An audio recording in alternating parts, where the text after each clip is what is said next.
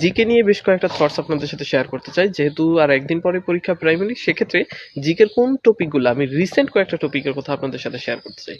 Recent যেই টপিকগুলো আছে সেগুলো যদি একটু চোখ বিলে যান ভালো হবে। সেটা হচ্ছে, এক নম্বর হচ্ছে ফিফা ওয়ার্ল্ড কাপ।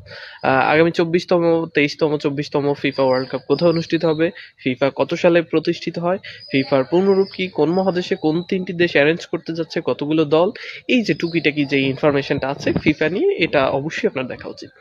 দ্বিতীয় যে রিসেন্ট টপিকটা সেটা হচ্ছে মামদানি। হ্যাঁ, নিউ ইয়র্কের প্রথম মুসলিম মেয়র মামদানি।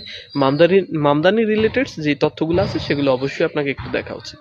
তৃতীয় ব্যাপার হচ্ছে বেগম জিয়া এবং ইন্টারিম গভর্নমেন্ট। আমাদের বেগম জিয়ার লাইফস্টাইল রিলেটেড, তার যত টুকিটাকি তথ্য আছে যেগুলো আসার মতো সেগুলো একটু দেখা উচিত।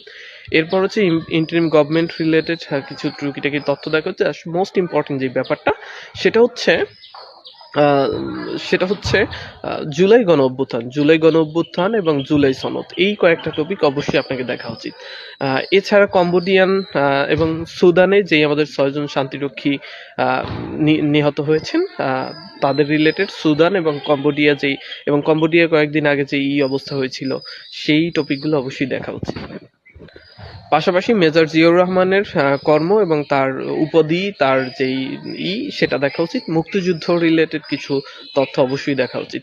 তেল রিলেটেড কিছু তথ্য দেখা উচিত। এই তথ্যগুলো খুবই ইম্পর্টেন্ট, এগুলো এসে থাকবে। আর যে টপিকটা মাস্ট টপিক, যেটা কখনোই ছাড়বেন না, সেটা হচ্ছে প্রাথমিক রিলেটেড, ডিপিই রিলেটেড যেই এমসিকিউ গুলো বিগত সালে এসেছে এবং যে এমসিকিউ গুলো আসতে পারে, এই টপিকগুলো অবশ্যই আপনাকে দেখা উচিত। এখান থেকে বেশ কিছু প্রশ্ন আসতে পারে।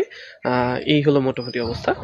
আর আর শেষ সময় এখন উচিত আমাদের বেশি বেশি মডেল টেস্ট দেওয়া, যারা প্রাইমারি ক্যান্ডিডেট আছেন বেশি বেশি মডেল টেস্ট দেওয়া এবং মডেল টেস্টের প্রশ্নগুলো সলিউশন করা। মডেল টেস্টের যেই টপিকগুলো বা যেই প্রশ্নগুলোর উত্তরগুলো আপনার কাছে আসলে মনে হচ্ছে যে আপনি দুর্বল, সেইগুলো একটু টপিক ভিত্তিক দেখা, তাহলে আশা করি একটা ভালো বেস নিয়ে আপনি যেতে পারবেন। থ্যাংক ইউ, সবার জন্য শুভকামনা। আসসালামু আলাইকুম।